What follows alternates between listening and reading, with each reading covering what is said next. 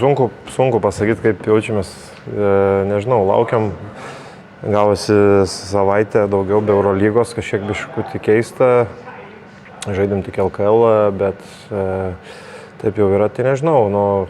Žaidžiam su čempionais Eurolygos, nepaisant to, kad turėjo jie galbūt prastesnį galą sezono, bet vis tiek suprantam, kad tai yra ilgą laiką laikėsi pirmoje vietoje, tai nežinau, laukia labai sunkus iššūkis ir sunki labai serija, tai nei prognozuoti kažko, nei nieko, tikrai mes nesiruošiam, tiesiog laukiam sunkios serijos.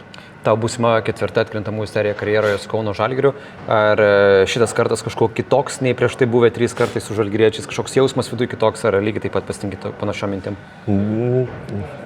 Turbūt tas vienintelis skirtingas kartas tai buvo pats pirmas. Kai buvo daugiau, tai tikrai visi puikiai suprantam, kad čia visai prasidės kitos krepšinis, play-offai visiškai viskas nuo nulio prasideda, tik tais dar didesnėme fiziškume lygmenyje, tai visiškai laukia naujas iššūkis ir aplamai, kas buvo prieš tai jau visiškai neįdomu ir turim būti pasiruošę naujiems surprizams, kažkokiems iššūkiams, taktiniams dalykams, bet svarbiausia tai fiziškumas ir noras, manau, čia yra pats svarbiausias dalykas, kuris eina į prioritetinę pačią aukščiausią vietą. Ar kažkaip specialiai galbūt treniruotės ir to daugiau fiziškumo bandėte įvesti, įnešti, ar to nelabai galima be varžybinio ritmo kažkokio?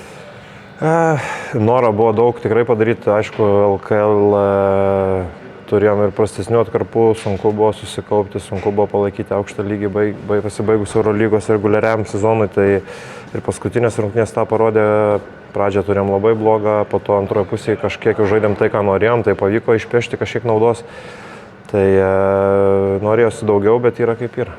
Kiek šitą seriją bus apie tai, kokios taktikos detalės bus išpildytos, kiek apie žaidėjų norą ir apie kitus dalykus? Manau, kad jei paklaustumėt abiejų trenerių, tai pasakytų, jokios taktikos nesvarbu, svarbiausia kova ir noras ir tie maži dalykai, kas ant kamulio nukris, kas padarys pražangą kažką. Tai jeigu komanda pradės nuo prioriteto, kad pirmiausia tie smulkūs dalykai ir jo netaktiniai kažkokie dar, tai ta komanda turės, manau, pranašumą šiek tiek tokį. Aišku, turėsit ir pokalbį prieš rungtynes su komanda ir panašiai, bet jeigu būtų vienas dalykas, kurio norėtum palinkėti savo komandai prieš tą seriją, ko tu jai palinkėtum?